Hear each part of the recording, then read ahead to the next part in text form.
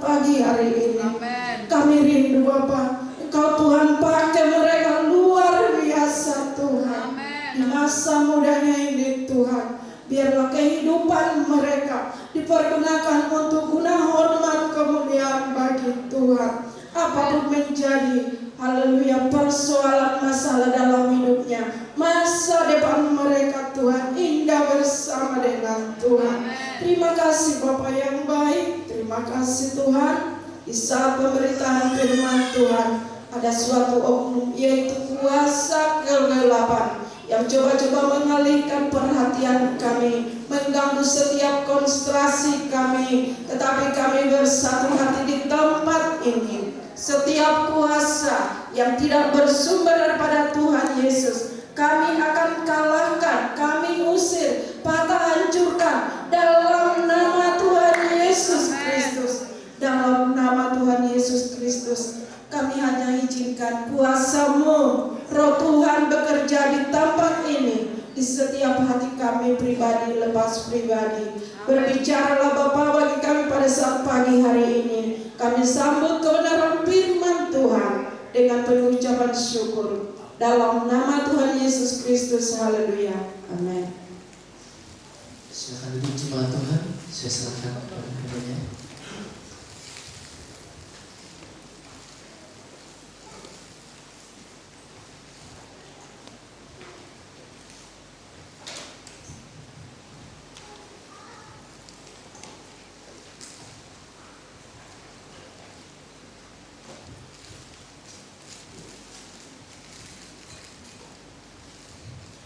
Salam Bapak Ibu dan saudara-saudara. Shalom.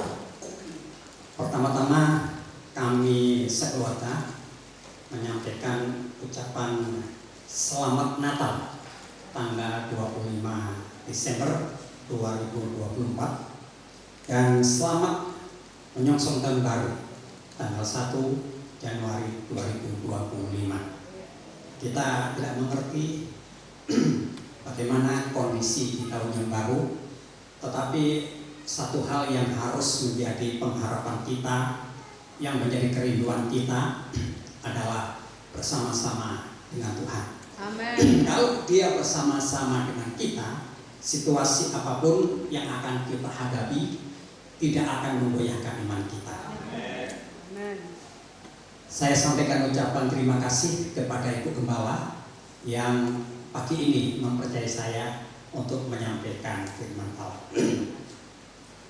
Bapak Ibu dan saudara-saudara, saya tertarik dengan tema Natal yang sudah saudara pampangkan di depan ini. Kasih Allah yang menyelamatkan.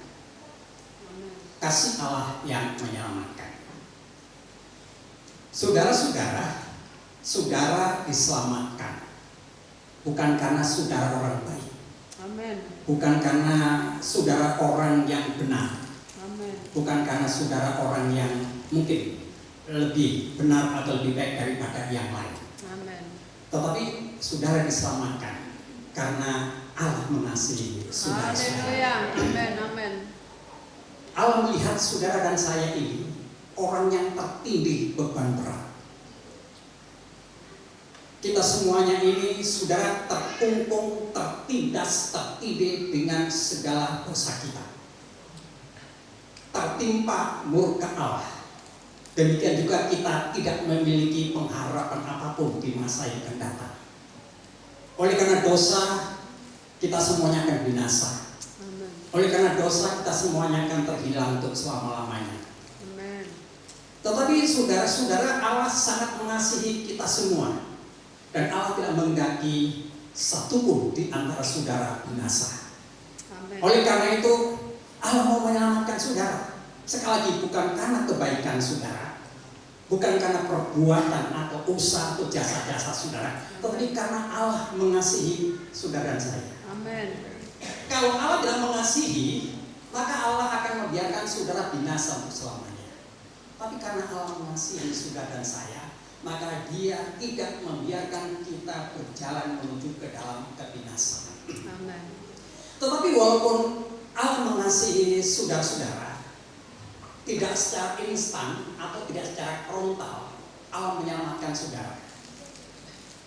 Bukan berarti Allah mengasihi saudara lalu berkata, ya sudah, karena saya mengasihi kamu, kamu selamat. Tidak. Tetapi Allah mengasihi kita, mau menyelamatkan kita melalui suatu proses. Prosesnya apa saudara-saudara? Prosesnya mengutus anaknya yang tunggal, mengirimkan anaknya yang tunggal ke dalam dunia ini. Seperti dalam Injil Yohanes pasal 3 ayat yang ke-16. Karena begitu besar kasih Allah akan dunia ini, karena begitu besar kasih Allah akan saya, Amen. karena begitu besar kasih Allah akan saudara-saudara, maka Allah mengutus anaknya yang tunggal, supaya barang siapa yang percaya kepadanya tidak binasa, melainkan beroleh hidup Yang kekal. Amen. Nah, kedatangan Yesus saudara-saudara kita rayakan setiap tahun. Jadi tidak ada seorang Kristen pun yang Alkitab ya, artinya yang menurut Alkitab yang tidak merayakan kedatangan Tuhan. Semua orang Kristen Alkitabiah itu selalu memperingati kedatangan Tuhan Yesus ke dalam dunia ini setiap tahunnya. Amen. Lalu Yesus datang ke dalam dunia ini. Dia menyatakan kasihnya kepada murid-muridnya. Dia menyatakan kasihnya kepada manusia. Tetapi saudara tidak instan juga. Sekarang saya datang, lalu oleh karena saya mengasihi engkau, maka kamu bebas dari dosa. Tidak seperti itu saudara-saudara. Yesus menyelamatkan saudara karena kasihnya, tetapi juga melalui satu proses. Prosesnya apa? Prosesnya menyerahkan dirinya, mengorbankan hidupnya untuk mati di atas kayu salib. Ini prosesnya. Amen. Dan pada pagi hari ini saudara, saya ingin ajak saudara untuk melihat tentang nilai daripada pengorbanan Kristus. Kita lihat mengenai nilai pengorbanan Kristus. Saudara-saudara yang kasih, orang akan mengerti nilai pengorbanan Kristus kalau orang itu mengerti berapa banyak, berapa besar dosa dan kesalahannya. Karena orang bilang mengerti berapa besar, berapa banyak dan berapa berat dosanya, maka banyak orang juga kurang mengerti mengenai nilai pengorbanan Kristus itu. Nah, sekarang saya ajak saudara melihat berapa banyak dosa kita sebenarnya, berapa berat dosa kita yang sebenarnya, sehingga Kristus harus menyerahkan dirinya mati di atas kayu salib. Nah, saya ajak sudah membaca dalam beberapa ayat ya, di dalam Injil Matius pasal 18 ayat 23 sampai ayat 27. Ayat 23. Sebab hal kerajaan sorga seumpama seorang raja yang hendak mengadakan perhitungan ya, dengan hamba-hambanya. Lalu setelah ia mulai mengadakan perhitungan itu, dihadapkanlah kepadanya seorang yang berhutang 10.000 talenta. Lalu kemudian, tetapi karena orang itu tidak mampu melunaskan hutangnya, raja itu memerintahkan supaya ia dijual beserta anak istrinya dan segala miliknya untuk membayar hutangnya. Maka sujudlah hamba itu menyembah dia, katanya, sabarlah dahulu, segala hutangku akan kulunaskan. Lalu tergeraklah hati raja itu oleh belas kasihan akan hamba itu, sehingga ia membebaskannya dan menghapuskan hutangnya. Amen. Saudara-saudara yang kasih, perikop ini sebenarnya kalau lihat pada poin akhirnya atau kepada ayat terakhirnya menekankan adanya pengampunan. Jadi Tuhan berikan perumpamaan. Saya pelajari saudara, saya renungkan. Banyak sekali Tuhan memberikan pengajaran itu berupa perumpamaan. Kenapa saudara-saudara? Karena tidak mungkin orang itu dapat memahami tentang keberadaan atau kebenaran kerajaan itu sendiri tanpa perumpamaan itu. Nah, ketika seorang guru besar daripada bangsa Israel datang malam hari kepada Tuhan Yesus, yaitu Nikodemus, Tuhan berbicara belak-belakan, Tuhan berbicara terang-terangan. Tapi sekalipun dia guru besar, guru agama, guru Taurat yang sangat dihormati oleh bangsa Israel, tidak memahami apa yang dinyatakan oleh Tuhan Yesus ketika Yesus belak-belakan mengatakan seperti itu. Sehingga dengan demikian dia bertanya, bagaimana mungkin? Mustahil itu terjadi. Nah, Yesus berkata, aku berbicara kepadamu. Ya, aku berbicara kepadamu secara manusiawi yang dapat kamu tangkap dengan logikamu. Kamu tidak mengerti, katanya Tuhan Yesus. Apalagi kalau aku benar-benar berbicara tentang kebenaran yang ada di surga, malah tidak akan masuk akal.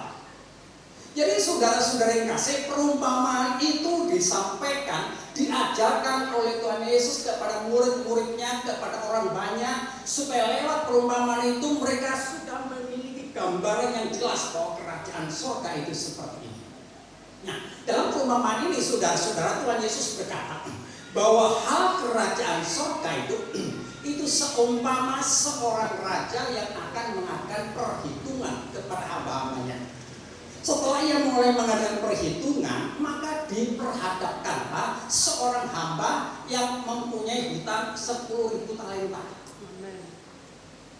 Kemudian raja ini menuntut supaya hamba ini yang punya hutang ini itu melunasi hutangnya. Tetapi oleh karena tidak bisa melunasi hutangnya, maka raja berkata, jual dia berserta istri, anak-anaknya dan semua harta benda yang dimiliki. Hutang itu semuanya jual semuanya untuk membayar hutang, untuk membayar hutangnya. Nah, saudara-saudara yang kasih, Habel berkata, sabarlah. Ya, sabarlah karena dia merendahkan diri, saudara. Karena dia merendahkan diri, dia sujud menyembah, dia merendahkan diri. Maka tergeraklah hati raja itu dengan belas kasihan. Sehingga dengan demikian dia membebaskan orang itu dan menghapus hutangnya. Nah, kalau kita baca seterusnya, dia keluar dari hadapan raja, ketemu dengan temannya yang punya hutang hanya 100 dinar. Nanti kita lihat hitungannya. Lalu kemudian hamba yang punya hutang dengan nilai yang luar biasa besarnya ini menangkap temannya ini, menuntut hutang harus dibayar, harus dilunasi. Lalu ada seorang yang memberitakan, yang melaporkan kepada raja, maka raja itu kemudian memanggil orang ini. Lalu kemudian kembali untuk, aku sudah membebaskan hutangmu yang sebegitu besar. Seharusnya kamu juga membebaskan hutang temanmu yang hanya sedikit itu. Tapi karena kamu tidak membebaskan temannya sedikit itu, maka kembali kamu harus melunasi hutangmu.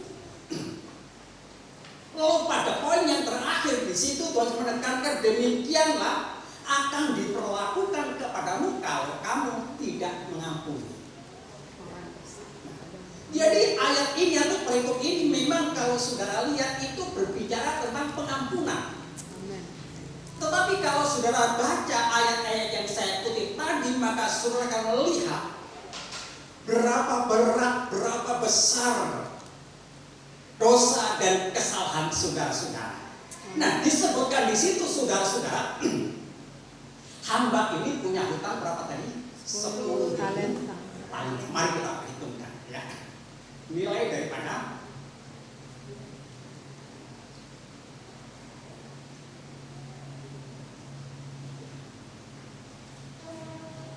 baik, kita lihat nilai daripada talenta itu. Nilai talenta ini saudara-saudara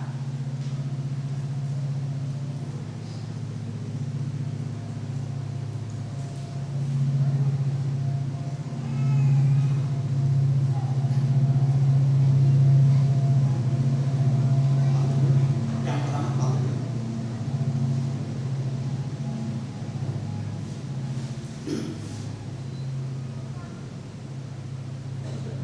supaya saudara nilai daripada talenta itu?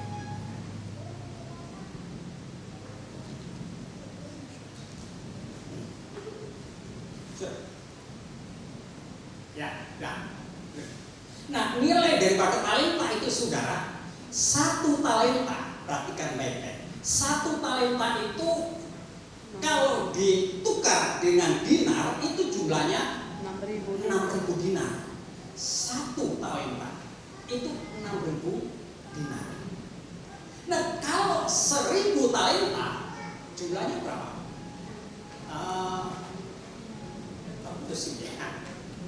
Satu talenta itu 6.000 dinar.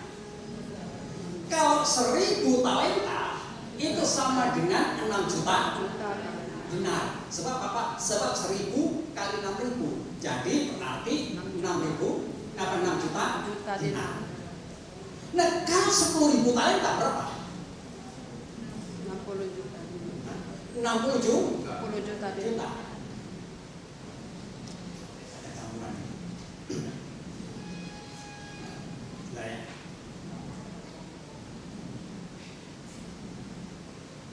Supaya saudara lihat konkretnya ya. Nah, oke. Nah, kalau 10.000 talenta itu saudara-saudara jumlahnya 60 juta dinar. Perhatikan baik-baik. Satu talenta 6.000 dinar.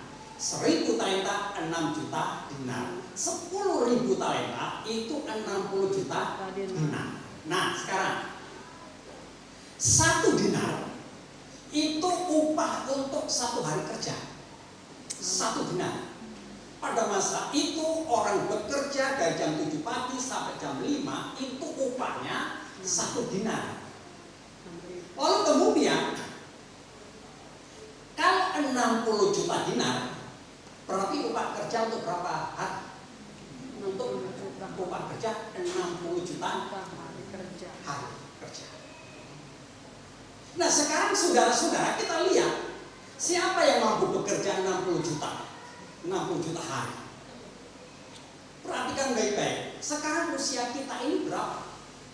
Usia saudara dan saya ini berapa? Saudara-saudara. Kalau sudah perhatikan dan hitung saudara-saudara, usia kita ini kalau andai kata kita usianya 1 tahun itu hanya kita hidup menjalani hidup ini selama 360 hari.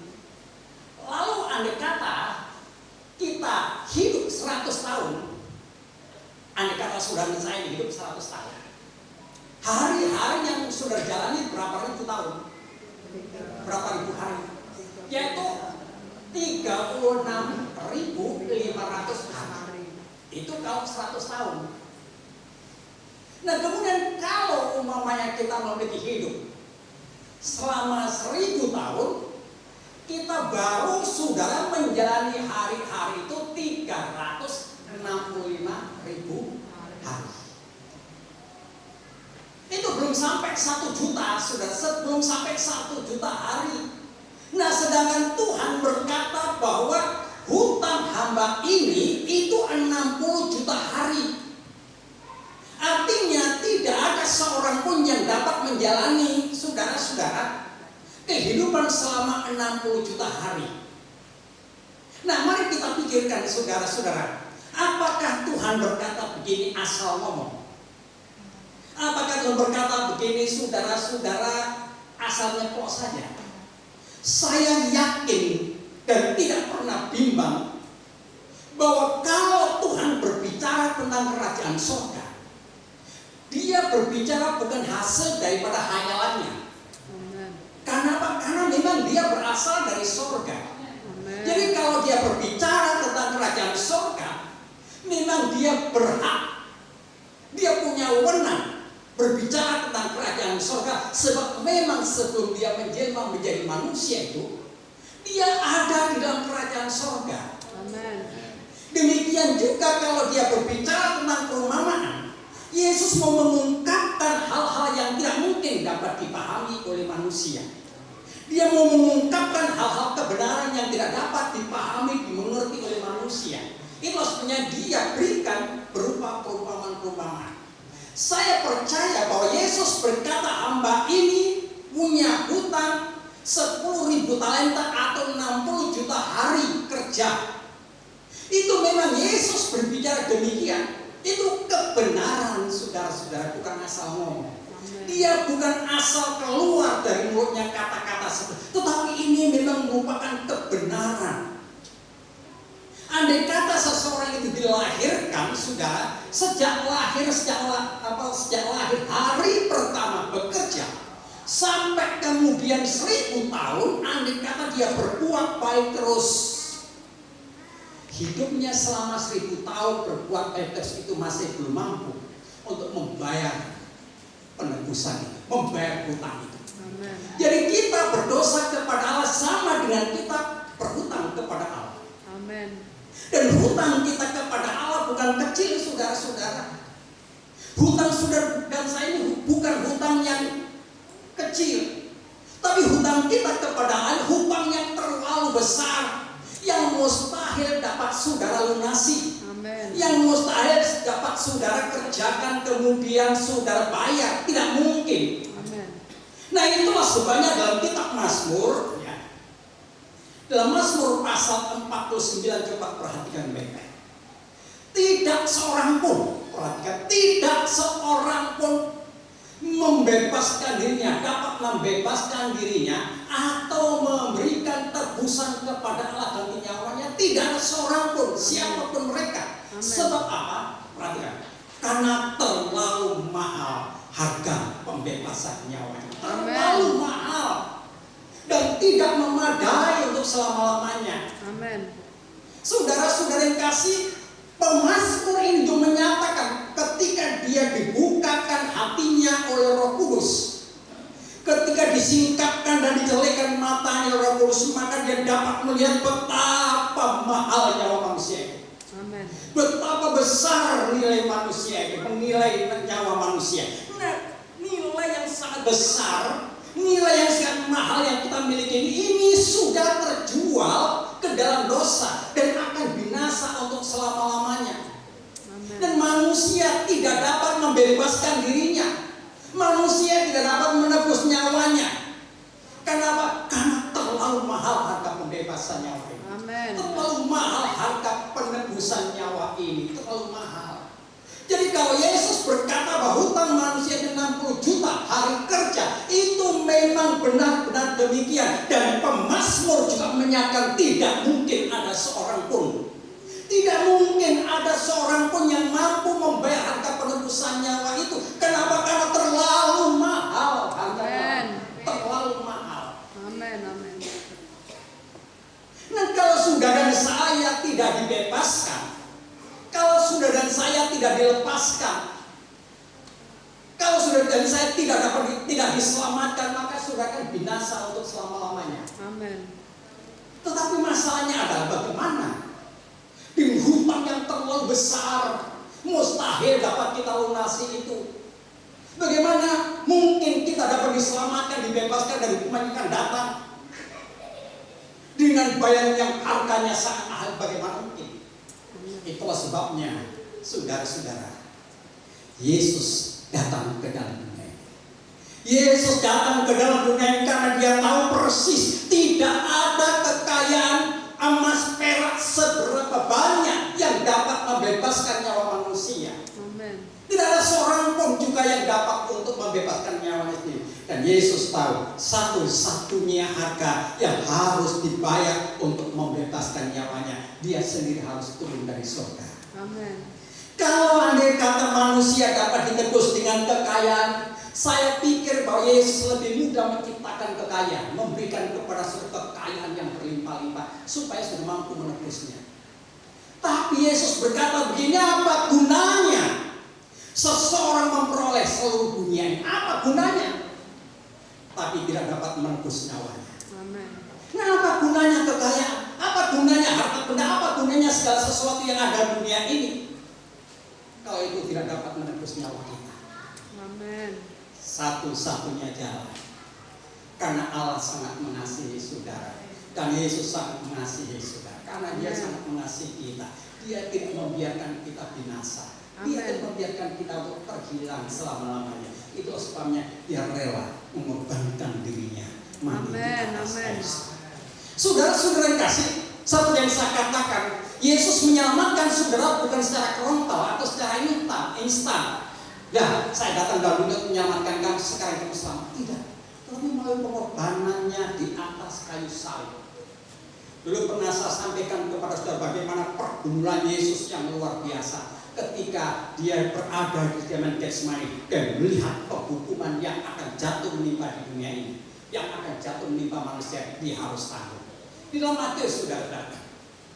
Matius pasal 20 ya, ini pernyataan Yesus. Sama seperti anak manusia datang bukan untuk dilayani, melainkan untuk melayani dan untuk menyerahkan nyawanya menjadi tebusan bagi banyak orang. Amin. Dengan demikian saudara-saudara, nilai pengorbanan Kristus itu jauh lebih mahal daripada hutang saudara-saudara dan saya. Amin. Nilai pengorbanan Kristus itu jauh lebih besar dibanding dengan hutang yang dia miliki kepada Allah. Amin. Itu melalui pengorbanannya di atas kayu salib, maka Allah membebaskan saudara dari penghukuman. Rasul Paulus berkata, barang siapa yang ada di dalam Kristus sudah tidak ada lagi penghukuman. Sebab apa? Sebab semua penghukuman itu sudah ditanggung oleh Kristus di atas kayu salib. Tetapi mari saya ajak saudara melihat bagaimana beratnya pergumulan yang Yesus hadapi saat itu. Dalam Matius pasal 26:39, maka Ia maju sedikit ketika Dia berada di taman Getsemani. Dia maju sedikit, lalu sujud dan berdoa, katanya, ya Bapakku, jika sekiranya mungkin biarlah cawan ini lalu daripadaku, tetapi itu bukan kehendakku, melainkan kehendakmu. Bukan seperti aku kehendaki, tapi seperti yang Engkau kehendaki. Kalau sudah baca seperti ini, saudara-saudara, saudara dapat melihat betapa beratnya pergumulan Tuhan Yesus. Betapa beratnya pergumulan Tuhan Yesus pada waktu malam yang ada di taman Getsemani.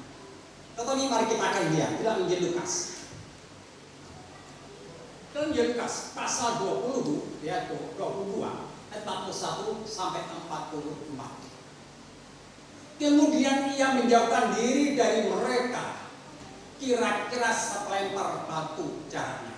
Lalu Ia berlutut dan berdoa, katanya, ya Bapakku, jika Engkau mau, ambillah cawan ini daripadaku, tapi bukanlah kehendakku, melainkan kehendakku yang jadi. Terus,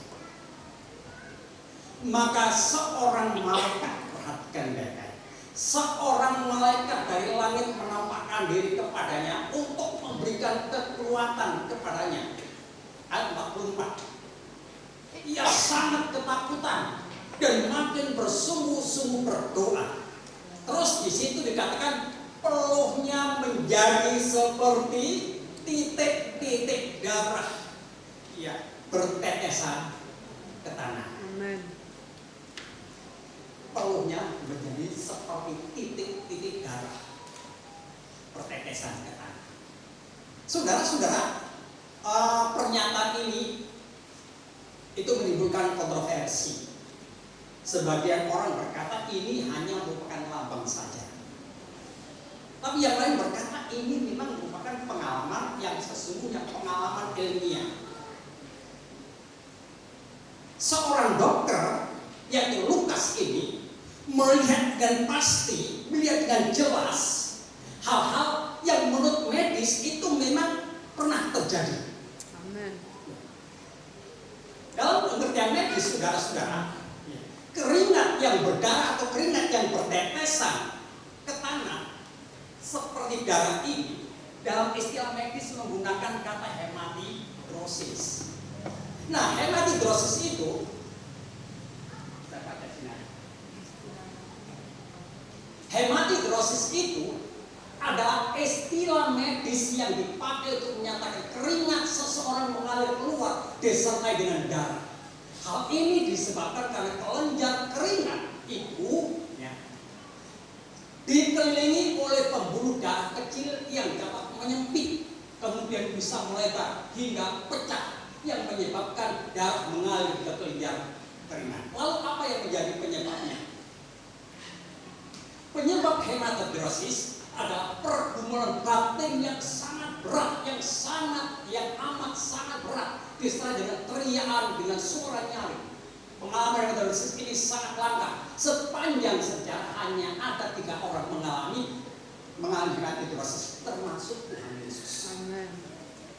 Nah, mari kita akan lihat saudara-saudara. Ketika Tuhan Yesus berdoa di Taman Getsemani, dia melihat hukuman yang akan jatuh menimpa dunia, hukuman yang akan jatuh menimpa saudara saya, hukuman yang luar biasa beratnya, hukuman yang luar biasa mengerikannya. Dia melihat pasti dan itu harus dia tanggung.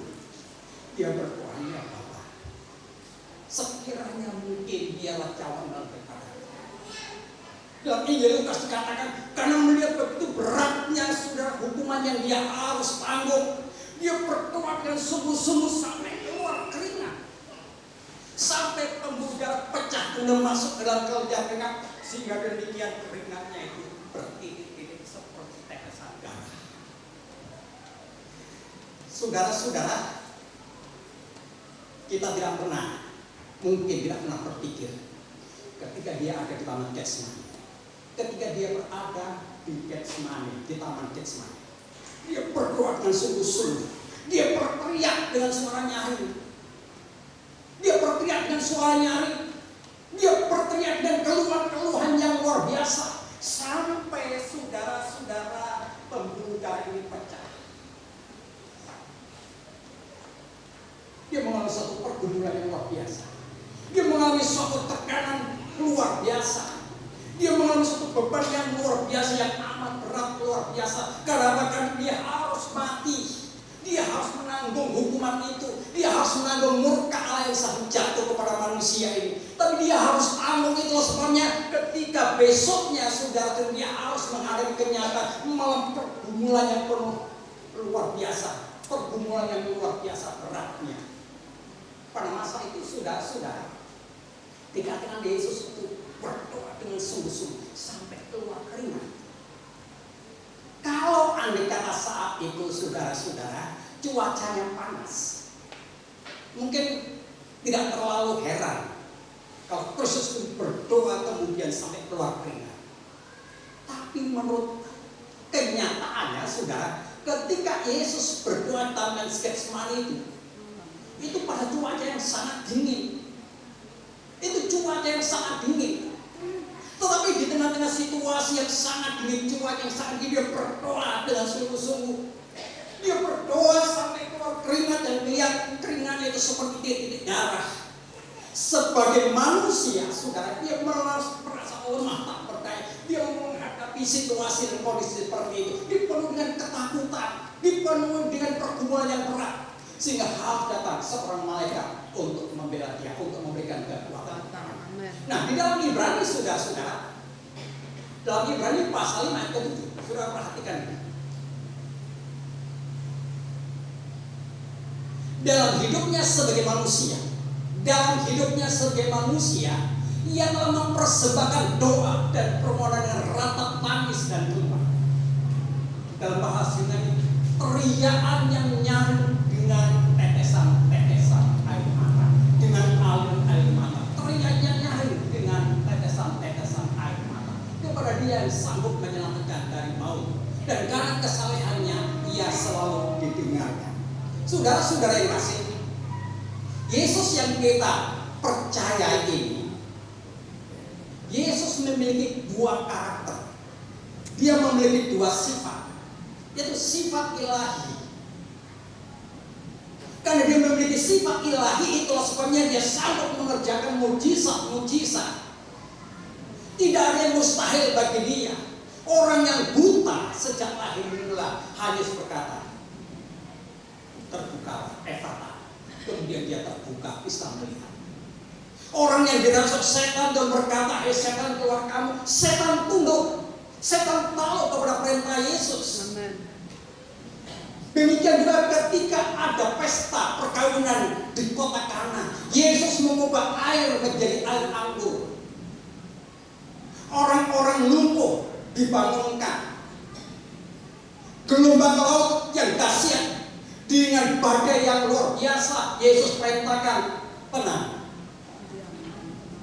Iblis setan merasa seseorang tunduk kepada perintah Tuhan Yesus. Bahkan saudara-saudara, kematian pun tidak dapat bertahan ketika Yesus berkata, ayo keluar untuk Lazarus. Kematian tidak dapat menahan Lazarus. Amen. Kematian tidak dapat menguasai Lazarus dan menahan dia dalam kuasanya. Karena apa? Karena perintah Yesus itu perintah dari Allah sendiri, dari ilahi, perintah dari Allah sendiri. Amen. Dia sanggup melakukan segala perkara dan tidak ada yang mustahil bagi dia. Inilah sifat kealahan. Tidak ada pribadi, saudara, seperti yang Yesus dapat lakukan. Tidak ada pribadi. Mungkin ada orang gembar-gembor ini nabi itu yang terbaik dan sebagainya. Itu semua bohong. Itu hanya merupakan kata-kata bohong. Amen. Pribadi yang sebenarnya memiliki kuasa yang dahsyat hanya pribadi Yesus Kristus. Amen. Amen. Tetapi dia juga punya sifat atau karakter manusia. Dia bisa ngantuk, dia bisa lapar, dia bisa penat, dia bisa lelah, bahkan saudara-saudara, dia bisa mati di atas dosa. Ini sifat kemanusiaan. Nah, Paulus berkata, ketika dia menjadi seperti manusia, ketika sebagai manusia dia berdoa dengan sungguh-sungguh, dia berdoa dengan keluhan-keluhan, dia berdoa dengan suara nyaring, dengan teriak nyaring. Dan saya dapat bayangkan saudara, ketika Yesus berada di Taman Getsemani saat itu, murid-muridnya tidak mendengarkan teriak Yesus. Murid-muridnya tidak mendengarkan teriak nyaring yang Yesus ucapkan, itu. Kenapa? Karena mereka sedang tidur. Tapi Yesus berdoa dengan teriak, berdoa dengan keluar, berdoa dengan ratap tangis. Karena dia harus menghadapi tantangan itu. Amen. Pernah saya sampaikan kepada saudara, kalau orang itu divonis hukuman mati, mungkin dengan dipancung kepalanya, beberapa detik mati, saudara-saudara. Kalau orang itu divonis hukuman mati dengan dibenturi batu, beberapa detik mati, atau digantung beberapa detik mati. Apalagi sekarang ini hukuman vonis mati itu ditembak pas di jantung, di pusat jantungnya, cepat mati. Tetapi kalau orang itu divonis mati dengan dihukum salib, ini merupakan suatu penderitaan yang luar biasa. Sebelum menghadapi saudara, sebelum mengalami penyaliban itu, orang yang sudah divonis hukuman salib itu bergumul luar biasa, teriak-teriak luar biasa. Amen. Kenapa? Karena dia tahu, kalau saya dihukum mati di atas salib, maka saya akan tersiksa dengan siksa yang luar biasa selama berjam-jam. Oleh karena itu mereka minta lebih baik saya dibenturi batu sampai mati, lebih baik saya ditombak, lebih baik saya dipancung kepalanya, lebih baik saya digantung. Tetapi Yesus ini tahu sudah satu-satunya cara dia harus mengangkat tutup manusia. Satu-satunya cara untuk menanggung semua hukuman manusia hanya satu jalan, yaitu mati di atas kayu salib. Bukan dipancung. Kenapa? Kan dipancung itu ada tulang-tulang yang putus. Yesus harus mati di atas kayu salib, memenuhi semua nubuatan perjanjian lama. Satu pun tulang-tulangnya tidak dipatahkan. Sementara kiri kanannya, saudara-saudara, orang yang disalib kiri kanannya itu dipatahkan kakinya. Karena apa? Karena berjam-jam lamanya mereka tidak mati-mati. Ketika tentara Romawi melihat yang disalibkan itu belum mati-mati, saudara, dia ambil pentungan yang besar, kemudian dihantamkan ke kaki yang disalib itu sampai hancur kakinya, baru terjadi hentakan jantung dan kemudian berhentikan, baru mati. Tetapi Yesus tahu, saudara-saudara, ketika segala sesuatu yang dinubuatkan oleh Allah tentang kematiannya sudah genap semua, Amen. Dan tidak ada seorang pun juga yang dapat melakukan sesuatu apapun karena Yesus sudah disalibkan. Maka Yesus berkata, tetelestai, sudah Sudah selesai. selesai. Ketika dia berkata sudah selesai, berarti saudara urusan saudara hutang saudara kepada Tuhan itu semua sudah dilunasi di atas kayu salib. Amen. Amen. Amen. Hukuman saudara yang seharusnya sudah terima itu sudah ditanggung di atas kayu salib. Amen. Kutuk yang seharusnya jatuh menimpa saudara itu semua kutuk ditanggung di atas kayu salib. Sekarang bukan kutuk yang jatuh kepada saudara. Sekarang sudah bukan dikutuk, tetapi sudah orang-orang yang diberkati oleh Tuhan. Amen. Kita patut bersyukur karena Yesus mau menyelamatkan saudara. Haleluya. Kita patut bersyukur dan berterima kasih saudara-saudara karena Yesus rela mengorbankan dirinya karena mengasihi saudara dan saya. Amen. Sekali kalau Dia tidak mau mengorbankan dirinya untuk kita semua, maka kita sendiri yang akan menanggung. Amen. Sekarang apa yang Yesus kehendaki? Apakah kematiannya hanya ingin menjadikan saudara sebagai orang Kristen saja? Apakah kematiannya hanya ingin menjadikan saudara sebagai anggota gereja? Tidak. Tidak, ada satu tuntutan yang lebih daripada. Kita lihat di dalam surat Rum.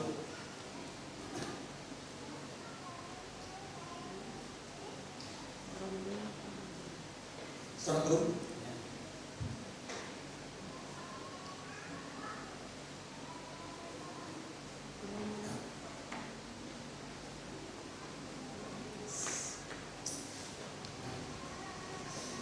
Coba kayak yang berikutnya, Pak. Yang berikutnya.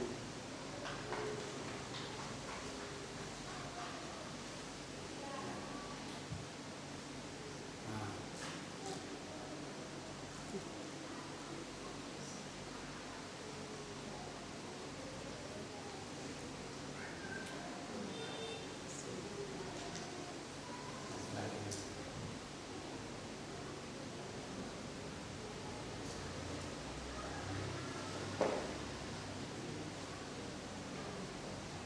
Rom pasal 12 ayat yang pertama. Karena itu saudara-saudara, demi kemurahan Allah, demi kasih-Nya yang dinyatakan kepada saudara lewat pengorbanannya di atas kayu salib, aku menasihatkan kamu supaya kamu mempersembahkan tubuhmu. Kamu mempersembahkan tubuhmu sebagai persembahan yang hidup. Amen. Lalu persembahan yang kudus dan persembahan yang berkenan kepada Allah. Itu ibadahmu yang sejati. Amen. Jadi Yesus rela mati di atas kayu salib bukan hanya menjadikan saudara sebagai orang Kristen saja. Amen. Dia mati di atas kayu salib bukan hanya menjadikan saudara sebagai anggota gereja saja. Tapi dia mati di atas kayu salib agar saudara dan saya ini mempersembahkan tubuh saudara menjadi orang-orang yang beribadah berbakti kepada Tuhan dengan ibadah yang sejati. Amen. Persembahan hidup saudara ini, persembahan tubuh saudara ini merupakan persembahan yang hidup, persembahan yang kudus yang berkenan kepada Allah.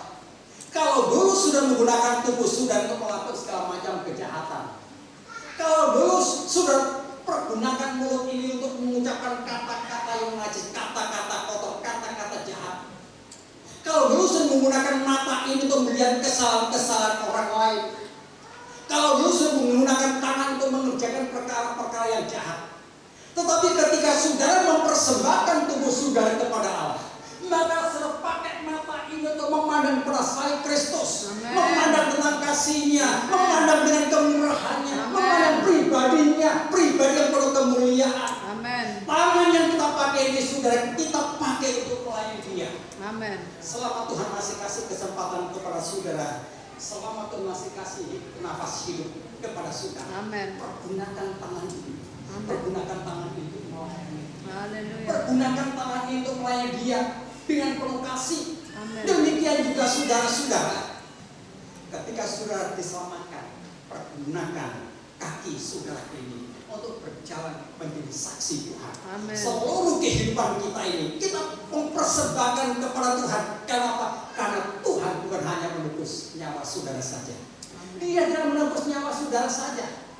Dia tidak menebus saudara kemudian menyiapkan hidup yang kekal dalam kerajaan saudara saja. Tidak, saudara.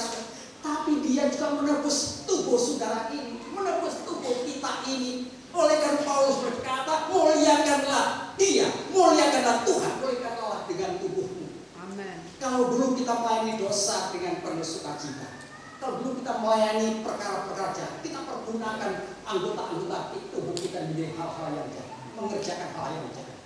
Tetapi saat ini, Amin. ketika kita melihat nilai pengorbanan Kristus jauh lebih mahal daripada harga perbebasan nyawa kita, Amin. maka tidak ada yang lain yang dapat kita bawa kepada Allah, saudara-saudara. Tidak ada yang lain yang dapat kita persembahkan kepada Allah, kemudian berkenan di hati Allah selain persembahkan tubuh. Serahkanlah hidup kita itu kepada Tuhan. Amin. Hanya itu yang dapat kita bawa untuk Tuhan. Harta benda, segala sesuatu yang ada pada kita itu tidak mempunyai arti apa-apa jika saudara tidak mau mempersembahkan tubuh kita. Amin. Tubuh saudara. Betapa banyak saudara-saudara, betapa banyak orang-orang Kristen perlu dicelikkan mata hatinya, Amin. perlu dibukakan mata hatinya supaya mengerti berapa besar dosa dan kejahatan saya, supaya mengerti betapa mahalnya harga penebusan nyawa ini, supaya kita mengerti semua harga yang dibayar oleh Kristus di atas dosa. Sekali lagi, tidak ada seorang pun yang dapat menjalani kehidupan 60 juta hari. Amin. Tidak ada seorang pun. Karena itulah nilai daripada pelanggaran kita, itulah nilai daripada hutang kita. Tapi Yesus sudah bayar semua di atas kayu salib. Amin. Yesus sudah terlalu banyak berbuat baik untuk kita. Yesus sudah terlalu banyak berbuat hal-hal untuk demi keselamatan kita. Oleh karena apa yang akan sudah berbuat untuk Tuhan? Apa yang akan sudah lakukan untuk Tuhan? Coba sudah renungkan pada tahun-tahun lalu. Apakah sudah ada perbuatan-perbuatan baik saudara yang berpikir persembahan untuk Tuhan? Apakah sudah melakukan sesuatu untuk Tuhan? Terlalu banyak. Dan saya berdoa Tuhan, saya tidak mampu menghitung berapa kesalahan pelanggaran saya. Amin. Saya tidak mampu menghitung berapa banyak kebaikan-kebaikan yang Tuhan berikan kepada saya. Saya baru teringat dari pagi saudara, ketika saya berdoa, saya teringat orang tua saya pernah cerita kepada saya begini. Nah, kamu harus tahu, kamu belum pernah mati waktu umur 2 tahun. Kamu pernah mati 2 jam lamanya. Dan itu di rumah sakit. Kamu sudah akan dibawa pulang, kemudian kamu akan dikuburkan.